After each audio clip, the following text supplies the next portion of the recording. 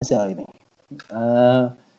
Oke, kembali lagi dalam kuliah online kimia dan masyarakat.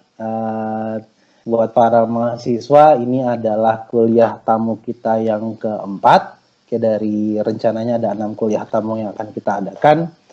Kalau pertemuan-pertemuan sebelumnya kita sudah mendengar kuliah tamu dari beberapa pembicara yang luar biasa, yang ada berkecimpung di dunia akademisi, ada yang sebagai seorang ASN, ada juga yang berkecimpung di industri kimia. Nah, sekarang kita kedatangan salah satu pembicara yang tentunya tidak kalah luar biasanya. Beliau lagi-lagi adalah teman saya. Kita satu angkatan dulu. Teman baik saya, sahabat saya. Nah, sekarang beliau bekerja di salah satu BUMN. Tentu kalian bisa lihat di logo bajunya.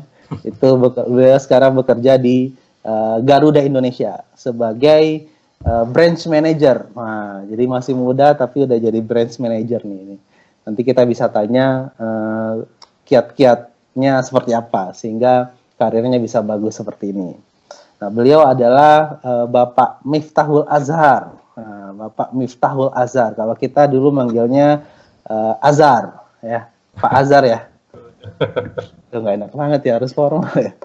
Oke, tapi tidak apa-apa. Kalau sama teman memang kalau ngomong formal agak canggung ya. Nah, jadi Pak Azhar ini akan membagikan pengalaman beliau kepada kita semua. Oke, silahkan bagi para mahasiswa untuk menyimak bagaimana beliau adalah alumni kimia, tapi kemudian bisa sukses di dunia pekerjaan yang mungkin bisa kita bilang tidak berhubungan dengan kimia. Oleh karena itu, mari kita mulai. Siap ya Pak ya? Siap. Ya. Nah, silakan mungkin untuk awal memperkenalkan diri dulu secara singkat kepada para mahasiswa.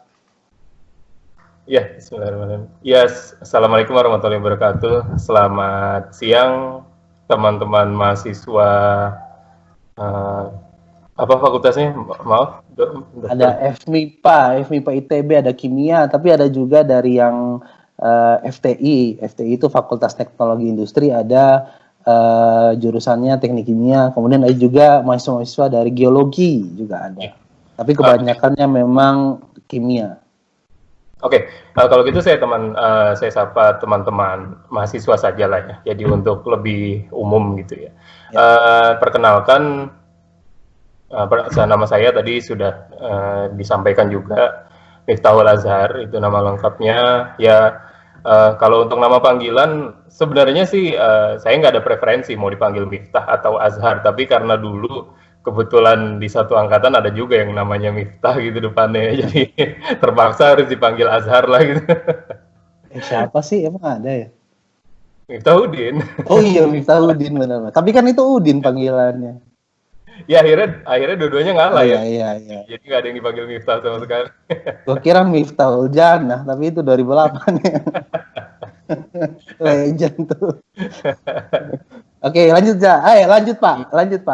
Oke, sekedar perkenalan mungkin ya, saya saat ini berprofesi sebagai dan diberikan tanggung jawab oleh manajemen perusahaan sebagai branch manager dari Garuda Indonesia cabang Pinang Sori ya sebenarnya. Jadi Pinang Sori itu terletak di Kabupaten Tapanuli Tengah, Sumatera Utara, dan itu memang lebih identik dengan kotanya kota Sibolga gitu. Ya. Nah, jadi kalau gambaran simpelnya sih, kalau Medan itu kan di pantai timur Sumatera Utara ya. Nah, kalau Sibolga ini di Tapanuli, di tepi barat gitu, pantai barat Sumatera Utara gitu. Nah, itu saya di Garuda Indonesia kebetulan sudah dari tahun 2014 ya, bulan April ya, ini harusnya bulan ini sudah 6 tahun saya di Garuda. 6 tahun ya. Jadi cukup lama juga gitu ya. Itu sekilas untuk current condition ya, dan alhamdulillah memang saya berprofesi di Garuda ini sebagai branch manager juga concernnya lebih banyak ke divisi sales dan marketing gitu. Walaupun memang tiap hari saya juga bertanggung jawab untuk memonitor penjualan, memonitor pelaporan keuangan gitu, dan juga memonitor dari sisi operasional dan pelayanan dari frontliner dan standar-standar pelayanan secara prosedur SOP yang diberlakukan di Garuda seperti itu. Tapi memang concern utamanya adalah bagaimana saya membangun relasi dengan corporate dengan pemerintahan yang setempat gitu ya, yang memang sebagai customer dari Garuda Indonesia sendiri, seperti itu. Jadi memang mungkin dalam pekerjaan sehari-harinya nggak ada ngomongin kimia ya, nggak ada molaritas, nggak ada penyetaraan reaksi ya. Nah, tapi menarik. Dulu jadi Pak Azhar ini sama saya, kita satu angkatan di Kimia UI. Kosannya pun kita samping-sampingan. Jadi tiap hari, tiap malam pasti sering ngumpul. Harus selalu ngumpul. Nah, yang menarik adalah kenapa, pertanyaannya menarik adalah kemudian kenapa waktu itu bisa akhirnya kuliah di kimia, jurusan kimia. Apakah karena memang pengen di kimia atau ya itu lagi kecemplung? Oke, ini mau long story atau short story nih? Ya long story short lah. Long story short, oke. Kalau long story short mungkin saya mulai gini aja ya. Mengenai prinsip hidup ya, pedoman dan prinsip hidup seseorang itu kan pasti kita mungkin sama, tapi mungkin juga banyak perbedaan juga gitu ya. Dan pedoman dan prinsip hidup itulah yang membuat saya ya end up di kimia sebenarnya gitu. Jadi cerita itu dimulai mungkin waktu SMA gitu. Karena kan kalau di SD SMP ya kita belajar aja, sekolah aja gitu. Belum ada pilihan mau ke IPA, mau ke IPS gitu kan, belum ada gitu ya. Nah, waktu SMA itu cerita singkatnya adalah ya orang tua saya itu sangat kepengen anaknya masuk IPA gitu. Gitu. Jadi sebenarnya saya pribadi waktu itu pengennya IPS sih gitu ya. Entah kenapa gitu, karena jujur sih saya senang dengan sejarah gitu ya. Any historical event tuh saya sangat tertarik mempelajarinya gitu. Tapi ya selepas dari itu prinsip hidup tadi yang menentukan akhirnya gitu. Kenapa? Karena saya percaya dengan suatu pedoman, karena saya Muslim ya, saya pasti percaya dengan Al-Quran gitu ya, dan juga dengan Nabi Muhammad SAW, dan saya percaya bahwa ya ridho orang tua itulah gitu ya yang menentukan gitu. Selama memang ridho orang tua itu tidak bertentangan dengan hal-hal yang memang ya baik itu rasional atau logis gitu ya oke, ikutin aja. Nah itu singkat ceritanya waktu saya masuk IPA, ternyata saya paling cemerlangnya ya kimia gitu ya. Kimia. ya memang kalau dipikir flashback, matematik bukannya nggak suka sih, matematik, biologi, fisika ya suka juga gitu, tapi nggak cemerlang banget lah gitu kan. Nah tapi ya oke, yang paling bagus kimia lah waktu itu, dan paling saya suka kimia gitu. Tapi juga apakah ini pilihan pertama? Enggak juga sih. Dulu apa sih ininya jalur masuknya SIMAK? SIMAK ya. SIMAK tuh berapa pilihan waktu itu? 2 apa ya? Not sure 2 ya, 2 ya. Kimia pilihan kedua. Pertamanya dokter lagi. Enggak, pertama Fasilkom, ilmu komputer. Oh, Fasilkom. Ya. Okay. Why? Kenapa? Ya karena saya suka main game gitu. Oke, jadi buat yang ya pasti nggak tahu ya. Jadi Pak Azhar ini adalah pro player Dota. Ya, jadi beliau tidak di angkatan si sekimia UI apa se-FMIPA UI lah yang paling jago main Dota. Jadi mungkin ini juga yang nanti kita bahas itu ya, soal Dota. Lanjut ya, dulu. Buat Anda yang belum tahu juga, itu sebenarnya bluffing tadi. Itu berlebihan. Enggak, pokoknya. Tapi bener kan juara waktu itu. Enggak. Tapi itu nanti bahasannya ya. Nanti.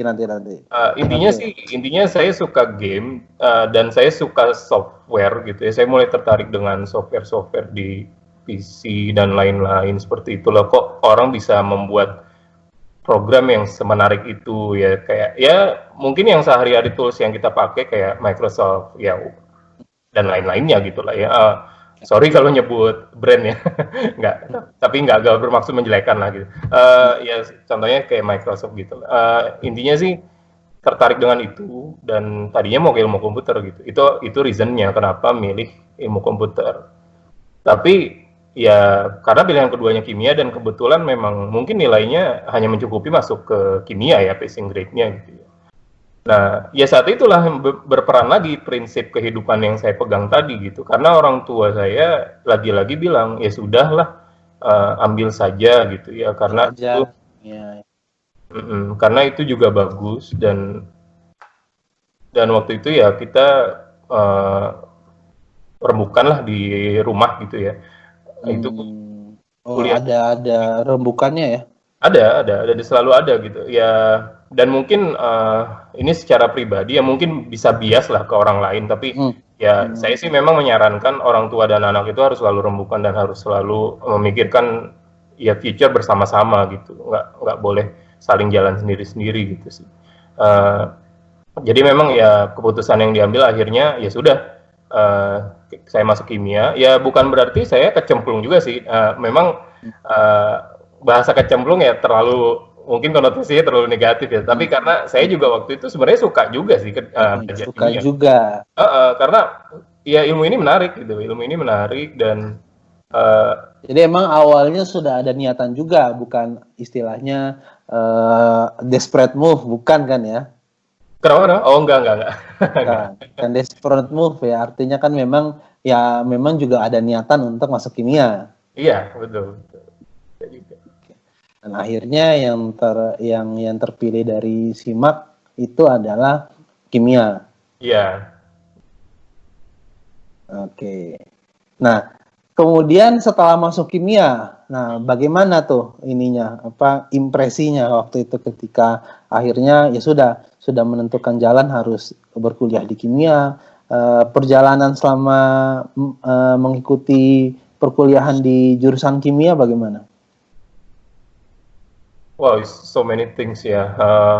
Kalau mau menyimpulkan, mungkin impresi awalnya ketika pertama kali masuk kimia seperti apa? Kalau impresi awal, kalau kesan awal mungkin ya, mungkin yang saya rasakan ya nggak jauh beda ya dengan SMA gitu ya. Ketemunya ya matematik lagi, fisika lagi gitu, dan biologi juga itu ketemu lagi gitu. Dan waktu itu sih memang dalam 1 atau 2 semester pertama dibilang culture shock mungkin salah juga ya, tapi ya kayaknya agak belum ketemu gitu feel-nya, kenapa kok ya kayaknya sama aja kayak SMA lagi gitu ya, kayaknya kok nggak banyak yang berbeda. Cuma mulai di semester ketiga itu baru oke, ya semester 1-2 itu kan kita masih belajar ini ya, kayak kimia dasar, ada kalkulus, jadi masih yang mata pelajaran umum seperti mirip-mirip di SMA ya. Iya, betul. Ketika masuk tingkat 2 semester 3 itu baru mulai ada perubahan. Iya. Perubahan apa yang dirasakan waktu itu? Karena ini cerita pribadi sih ya, jadi mungkin teman-teman juga untuk menginterpretasikan ini juga harus benar-benar ya masuk ke sudut pandang saya sebagai pribadi gitu. Kalau saya merasakan ketika 2 semester awal dan masuk ke semester 3 yang berubah itu adalah spesifikasi dari mata kuliah itu gitu ya. Karena kalau semester 1 dan 2 kan masih sangat umum dan sepertinya kok belum terlihat sebenarnya aplikasi dari ilmu ini tuh kemana gitu ya. Terus juga sebenarnya kan yang kita selalu wondering itu kan kalau kita belajar itu selalu dari dulu ini manfaatnya kemana sih gitu loh. Itu yang jadi pertanyaan besarnya kan gitu ya. Dan itu kayak dalam 2 semester itu mungkin buat pribadi saya itu kayak belum ada gambaran sama sekali. Ya nggak tahu kalau untuk Dokter Grand Prix kan ya mungkin untuk teman saya di sini kan karena sudah tahu ya alurnya ingin kemana gitu ya, udah ada jenjang, mungkin dibilang jenjang karir juga atau jenjang studi juga mungkin sudah dibentuk gitu. Oh iya, saya mau S1 kimia dan nanti ingin menekuni di bidang kimia sebagai mungkin researcher atau dosen atau seperti apa, itu sudah terbentuk gitu. Nah, buat saya waktu itu belum ada gitu. Dan itu Jadi baru ketika menjalani perkuliahan kimia itu sebenarnya belum tahu juga setelah ini mau jadi apa, akan jadi apa juga belum terbayang ketika itu ya. ya, dan belum tahu itu ini kan perspektif saya ya. Jadi itu kayaknya kesalahan saya sih. Saya akui itu gitu ya. Memang dan kita selalu belajar dari kesalahan ya. Iya, iya. Dan saya anggap betul saya itu telat mengetahui aplikasi kimia itu kemana gitu. Karena saya selalu memang nggak boleh berandai-andai kembali sih ya. Karena ya ini pun sudah penentuan yang saya ambil sendiri untuk tidak melanjutkan studi di bidang kimia. Tapi kalau saya mau kilas balik lagi, di semester 6 itu sebenarnya saya mulai menemukan dalam artian feel untuk di bidang kimia. Oh seperti ini loh. Oh seperti ini menariknya. Oh iya ternyata tuh aplikasinya luar biasa. Ternyata tuh aplikasi keilmuan kimia itu sangat luas dan sangat bermanfaat untuk humanity. Apalagi ya contoh kan seperti kondisi sekarang gitu ya yang pandemi COVID-19 ini sedang mewabah gitu, dan itu sangat terbayang gitu. Oh iya memang kimia itu sebenarnya ya this is it gitu. Inilah sebenarnya manfaat kita untuk menekuni bidang kimia, dan itu kayak bisa menjadi suatu kebanggaan buat orang-orang yang menekuninya gitu. Iya, betul, betul. Jadi insight tuh dalam hati kita, oh kita tuh sebenarnya punya manfaat untuk humanity gitu loh, walaupun mungkin ya yang kita lakukan itu mungkin simple gitu ya, sederhana, tapi dampaknya itu luar biasa gitu. Itu sih yang saya rasakan. Kayak yang barusan ya yang sekarang sedang terjadi kan pandemi ini kan orang butuh hand sanitizer ya. Iya betul. Tapi kan bagi orang kimia kan itu udah gampang banget lah buat hand sanitizer itu kan. It's easy kan. Gitu. Tapi kan orang yang mungkin tidak pernah bergelut dengan kimia ya udah serba bingung kan. Mungkin Betul. bisa juga misalkan di dalam tanda kutip ya ditipu dengan produk-produk yang kurang bagus misalkan. Iya, jadi itu kayak mungkin ya ini sih bukan penyesalan secara pribadi, tapi kalau bisa dibahasakan memang sekayaknya ini penyesalan dalam tanda kutip ya. Penyesalan kenapa saya tidak meneruskan dalam bidang kimia itu, karena ada feel di situ gitu. Sebenarnya oh kimia itu luar biasa loh, dunia yang luar biasa, dan kalian yang teman-teman yang memang kepengen untuk menekuni bidang ini luar biasa loh gitu. Ini dunia yang hebat, ini dunia yang wah pokoknya banyak sekali manfaatnya, dan teman-teman harus bangga kalau punya eager untuk meneruskan di bidang ini gitu. Itulah. Ya, betul, setuju. Nah, tapi pertanyaannya kemudian adalah mengapa kemudian kan katanya semester 6 tuh udah mulai mengerti, tahu bahwa oh kira-kira kalau saya mengikuti bidang kimia nih saya bisa jadi seperti ini dan seperti ini. Ada berbagai kemungkinan itulah yang masih sejalan dengan bidang kimia. Tapi kemudian mengapa akhirnya Pak Azhar memilih untuk berkarir di dunia yang kita bisa bilang bukan dunia kimia lah. Iya.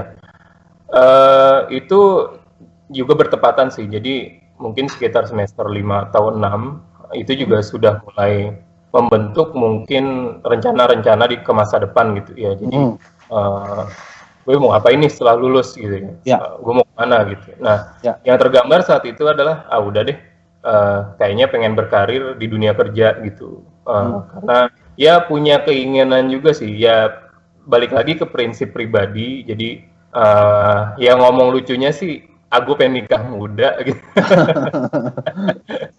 Gue pengen berkeluarga. Ya ngomong lucunya gitu ya, gue pengen nikah muda. Tapi sebenarnya kalau ngomong lebih seriusnya, saya pengen membina rumah tangga. Saya ingin berkeluarga, dan saya ingin ya melengkapi kehidupan saya lah dengan hal yang lebih baik gitu. Karena kalau ya ini berbicara pribadi, ya mungkin perspektif orang berbeda-beda. Tapi menurut saya ya memang pernikahan itu luar biasa manfaatnya, itu sangat besar gitu ya. Jadi saya pengen menjalankan kehidupan yang punya purpose yang lebih baik gitu kan, karena kalau hanya sendiri mungkin ya tujuan hidupnya tuh ya kita cuman nyari uang, ngabisin uang, sudah gitu ya. Uh, Kayak gitu aja gitu life cycle-nya. Jadi nggak ada pemikiran ingin nabung, ingin investasi, ingin merencanakan masa depan, ingin punya anak, ingin punya program, oh nanti anak mau diarahkan kemana gitu ya.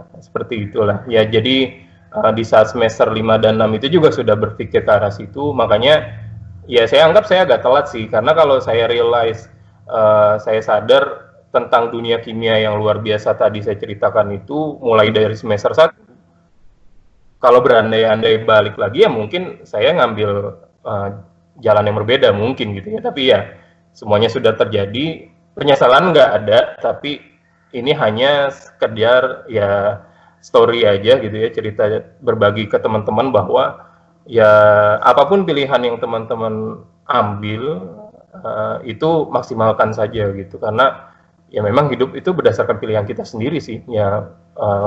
Balik lagi gitu, walaupun memang ada influencer di kanan kiri kita, tetap sih yang paling penting itu adalah apa yang kita inginkan, apa yang kita ingin lakukan, dan apa yang paling bermanfaat untuk diri kita ya, selama itu memang tidak melukai orang lain gitu loh, atau tidak bertentangan dengan nilai-nilai yang di masyarakat sekeliling lah gitu ya, mungkin seperti itu.